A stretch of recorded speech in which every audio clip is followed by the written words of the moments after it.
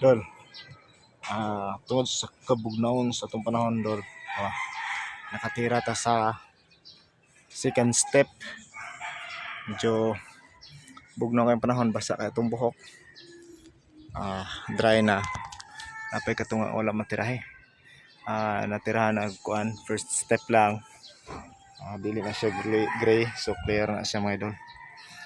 Pero muhunong na ta karon kay medyo padong nang mungit-ngit ang panahon. Dili na ta pwede mo tira ni kay basinyag masyakoy. Dili lang sa takotob mga idol.